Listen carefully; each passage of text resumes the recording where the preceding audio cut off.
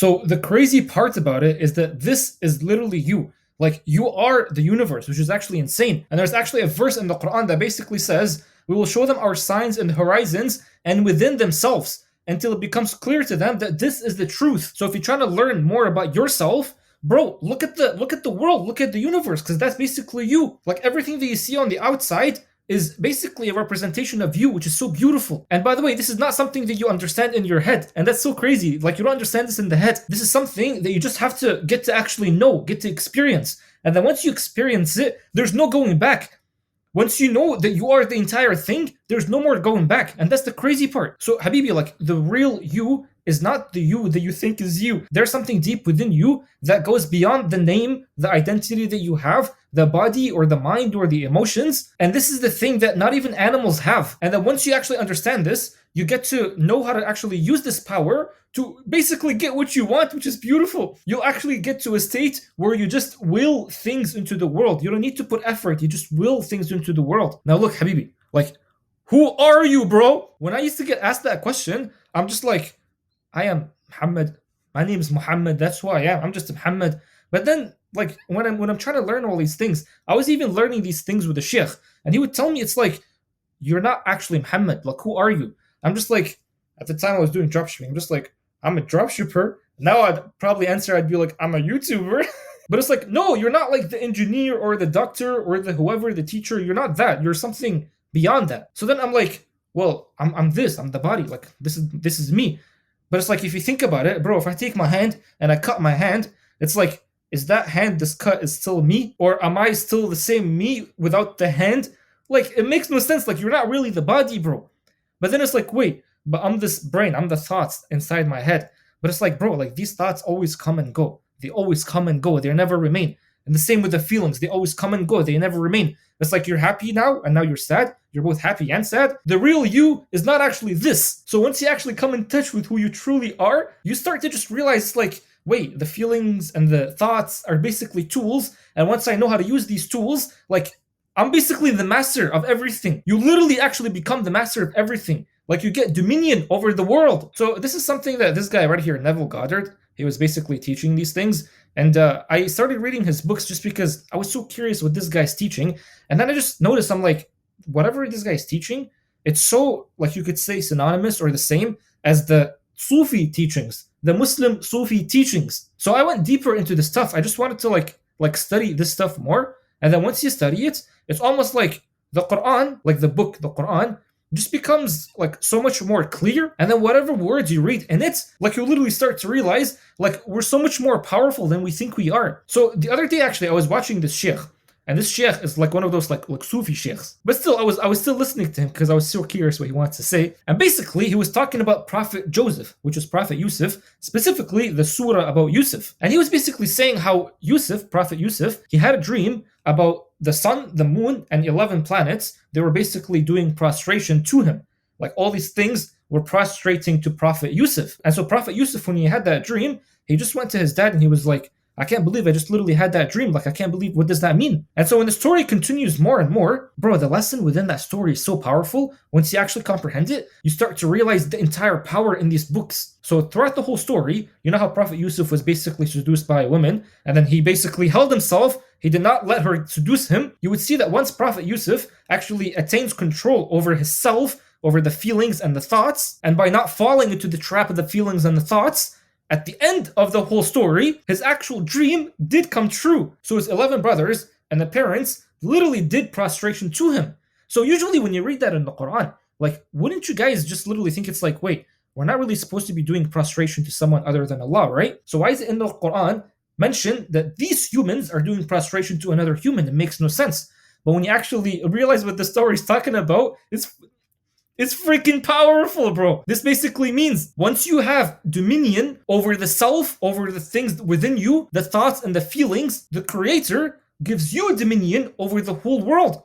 The sun and the moon, that's the entire world. Like, do you see what I mean? You literally start to get dominion over the world, bro. Like, that's what happened to Prophet Yusuf. And basically, it starts with mastering the self. Because if Yusuf did not master his self, and it's mentioned, by the way, he did say that this self, it always tells me to do bad. And he even said it's like, the jail is better for me than to be tempted by myself. So once he actually mastered that, his dream finally became true. So in reality, bro, it's like you've always actually had dominion over the world. You've always had dominion over creation. It's just that we usually fall into forgetfulness, and then basically the self takes over, and then we forget that we have control in this whole world. So like your thoughts and feelings, they basically start to take over, and you start identifying with them. So you start to think that you're the thoughts or the feelings, and then you forget that this body, the whole time, bro, the whole time this body was just a vehicle, and the real you is actually like way greater in that. So the very first step in all of this, bro, is just to become aware of it. That's literally the first step. Just become aware of all this stuff. And what I've realized, like the easiest way to actually be aware of all of this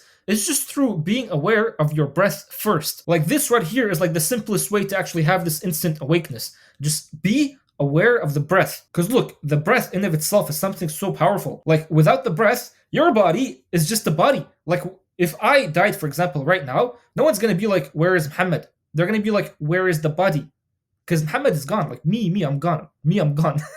But the body is still here. So when the breath is gone, the body is just the body.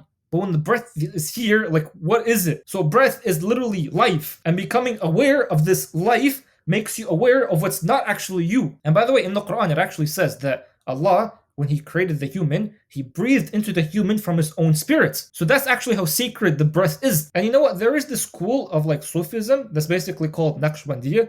I don't know what that means, to be honest. But like they say the first principle, and I've studied this under Sheikh, the first principle is just conscious breathing. So these guys, they believe it's like, and by the way, these guys are Muslims, so don't be telling me it's like, oh, it's shirk and stuff like that. This is not shirk. So they actually say it's like the very first step to attain taqwa, to attain God consciousness, to attain like this awareness in you, is just becoming aware of the breath. That's like the first thing. It's like, bro, it's like, how can you expect to gain taqwa? How can you expect to gain God consciousness when you're not even aware of your breath? Like, the breath is so simple, but if you're not even aware of it, how are you going to be aware of like all those big things? So the more aware you are of the breath, the more throughout the day you'll actually start to get this separation between like the real you and the thoughts and the feelings. And then once you actually start getting this separation, you'll actually have power over the thoughts and the feelings. So what starts happening is your world actually starts shifting, because you do know it's like your whole life is just the total sum of the thoughts and the feelings. So when that is changed, when you start changing that, because when you do actually become aware of the breath, you're able to actually start to change the thoughts and the feelings. So when you do change it, your world changes. And that is how you actually get dominion over creation. So like, listen, every day you're feeling and you're thinking, you're just planting seeds, right? You're basically a farmer. You're just planting seeds. And then in the future, those seeds, they come to fruition. And especially, bro, especially when you go to sleep, that's when you actually put like the important seeds. So look, like the moment you fall asleep, whatever emotion you're feeling the moment you fall asleep is the life that you're going to be creating as soon as you wake up. Because look, like sleep is literally the doorway to this like this unseen world. In Islam, it's called like the malakut. So basically there's like the seen world and the unseen world. So nothing happens in the seen world before the unseen starts to change. So once you start planting seeds in the unseen, that's when the seen starts to be seen. You know what I mean? And so like the doorway to all of this is basically sleep. Because like, well, in reality, like the actual doorway is death. Like death is basically like the gateway to go from like the seen world to the unseen. But like sleep is like the mini death. So then when you sleep, you actually go into this like this unseen world. And this is why it's so important. That's why they say never fall asleep in an angry state.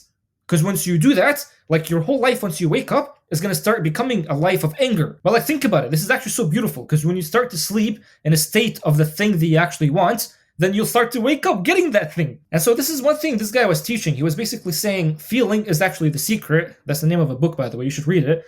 But he was saying it's like the feeling that you fall asleep in, that's so important, because when you wake up, like if you're falling asleep in a state of abundance and in a state of like being rich, then once you wake up, you'll actually start to see more things that make you rich. And this is where this whole thing starts. Like, bro, no one ever, like literally no one, has actually gotten rich before they actually became rich from the inside. And this is so true. Like people win the lottery and then they lose that money immediately because in the inside they weren't rich. So the best thing you should do is, first of all, once again, become aware of the breath, because once you're aware of that, the thoughts and feelings become easier to control. Once you're able to control them, fall asleep in a state where you actually want the thing. So I do this even right now. Like the other day, this is something so small. Like before I started getting into like drinking spring water, I started falling asleep in a state where I was actually drinking the spring water from the spring. And at that time, I've never seen a spring in my life. As soon as I started doing that, like unconsciously, by the way, without even like intending to do it, as soon as I started doing that, I started waking up and ideas just started to come to me about how to actually go and get spring water, which is so funny. And this is a super simple example, but like even when I was like super extremely broke, like I would actually sleep in a state where like I'm making money from like the dropshipping stores. And then as soon as I wake up, like ideas just literally come to you, and then all you have to do just go and act upon these ideas. That's it. And this is so simple, by the way. Like whatever you're doing, listen, you could be in the best business in the whole world, and you could still not make any money if you don't actually do this. Most people do this unconsciously, but right now I'm telling you that this is the secret. The moment you fall asleep, it's so important. Don't be falling asleep in negative feelings, negative emotions. And if you're finding it hard to just like start to visualize good things, like things that you actually want, because it's visualization, that's all of it. But if you can't do that, my best suggestion or like advice is to do istighfar, like do dhikr, but like just like basically ask for forgiveness. So what I actually do is like if I'm just like sitting and doing nothing, I'll just be like astaghfirullah, astaghfirullah, astaghfirullah, astaghfirullah, and then I would keep doing that for like I don't freaking know, like 100 times or something. And then the more you do it, it's almost like you just start to feeling like you're getting cleansed from the inside, which is beautiful. And then once you start to do that, and then you focus on your breath, and then you're basically just living in the present moment, like when you are actually going to fall asleep, it's way easier to visualize the things that you want. And that's the thing, it's like once you start to visualize them, like you start to wake up in that state and you get more of it. And even better is if you're actually visualizing the things that you want when you're about to sleep, is to start feeling grateful. Like before you're sleeping, just start to feel grateful. And then you'll notice it's like you'll wake up in such a good state where ideas are actually going to start coming to you. And even better is when you wake up, that's when you actually start to feel even more gratitude. By the way, this guy, what he used to do is he would give one of his students like an exercise to do, and he told him, before you go to sleep, because he wanted to prove this whole thing, he's like, before you go to sleep, I want you to visualize in front of you like a ladder. And just like literally imagine yourself putting your hand on the ladder and the other hand on the ladder and like actually climbing this ladder. I want you to do this for at least 3 nights and just see what happens. So whoever that guy is, that like the student, he started doing that, and he's like, I don't know why I was doing it, but I'm like, let me see if this actually works. He started doing it, and he's like, on day 3, I don't know why, but my mom calls me. He was an older guy. He's like, my mother calls me. She's like, can you please come? Your father needs help. He goes to the house of the parents, and his dad is like on the roof of the house. He's like, can you please come? I need you to help me with something. And then the son himself, he goes on top of a ladder. He literally starts climbing a ladder. And in that moment, the guy himself, he was like, you just got stuck on the ladder. He's like, what the heck am I doing? Did I actually just manifest this exact moment of me being on the ladder? That's actually insane. So this is exactly what this guy was teaching us. Like whenever you're falling asleep, like visualize the things that you want and start to actually feel them. So visualize the money and feel the gratitude. Once you do that, Habibi, you're good.